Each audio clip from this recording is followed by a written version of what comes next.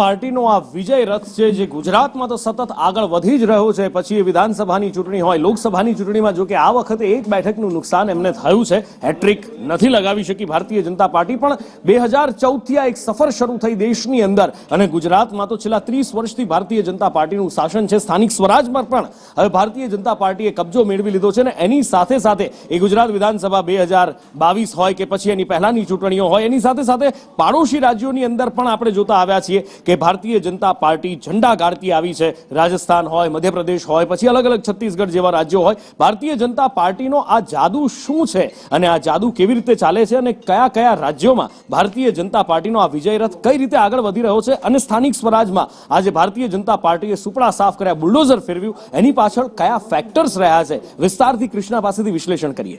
જી બિલકુલ નુપુર, 2014માં ભારતીય જનતા પાર્ટીનો કેન્દ્રથી જે વિજય રથ શરૂ થયો હતો એ ત્યારબાદ લગભગ કેટલાક અપવાદોને બાદ કરતા એ અવિરત આગળ વધતો જ ગયો। 2014માં ભારતીય જનતા પાર્ટી લોકસભાની ચૂંટણી જીતી, ત્યારબાદ 2019માં લોકસભાની ચૂંટણી જીતી, 2025ની લોકસભાની ચૂંટણીમાં ભલે એ સૌથી મોટી પાર્ટી બનીને ઉભરી, પરંતુ સહયોગીઓ સાથે મળીને એને સરકાર તો બનાવી જ અને હેટ્રિક લગાવી।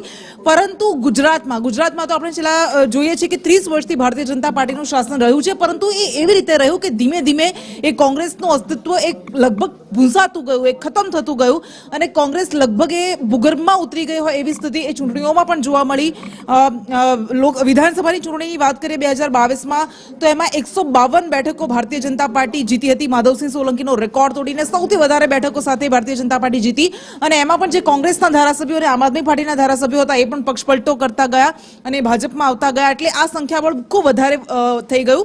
પરંતુ પાડોશી રાજ્યો કે જ્યાં એવો નિયમ હતો કે દર 5 વર્ષે સરકાર બદલાઈ જાય, ત્યાં પણ ભારતીય જનતા પાર્ટી પોતે સરકારમાં હતી અને એ સરકાર રચવામાં ફરી પાછી પુનરાવર્તન કરવામાં સફળ રહી।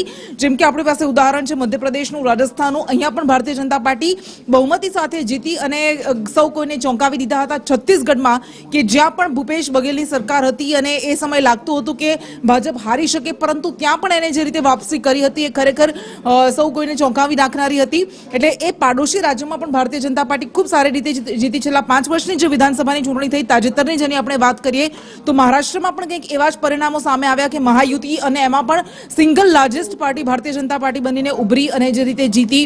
હરિયાણામાં સૌ કોઈને ચોંકાવી દીધા, ત્યાં પણ લાગતું હતું કે એન્ટી ઇન્કમ્બન્સી છે પરંતુ પ્રો ઇન્કમ્બન્સી બતાવી દીધી અને ત્યાં પણ ખૂબ જંગી લીડ સાથે ભારતીય જનતા પાર્ટી જીતી હતી।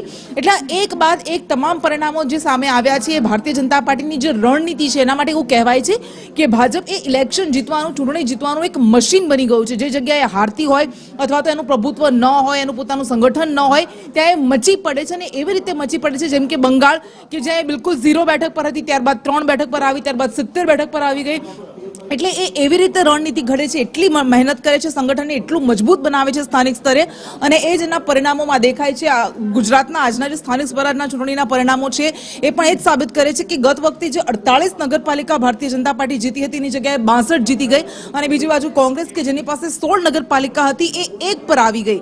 એટલે આ બતાવે છે કે કેવી રીતે એ વિરોધીઓને ધીમે ધીમે એની સામે એવી રીતે મજબૂતાઈથી લડીને પોતે મજબૂતીથી ઉભરે છે અને જો આવું આગળ રહ્યું તો આપણે બિલકુલ કહેવામાં અતિશયોક્તિ નથી કે ગુજરાતમાં તો હવે લગભગ કોંગ્રેસ ખતમ થઈ ગઈ છે। બિલકુલ ખતમ એટલે નામ શેષ થવા ઉપર આવી ગઈ છે। વિધાનસભાની અંદર તમે જુઓ તો કોંગ્રેસનું અસ્તિત્વ નહીં, સ્થાનિક સ્વરાજની અંદર તમે જુઓ તો કોંગ્રેસનું અસ્તિત્વ નહીં, કોંગ્રેસ છે ક્યાં એ સવાલ છે ને એની સાથે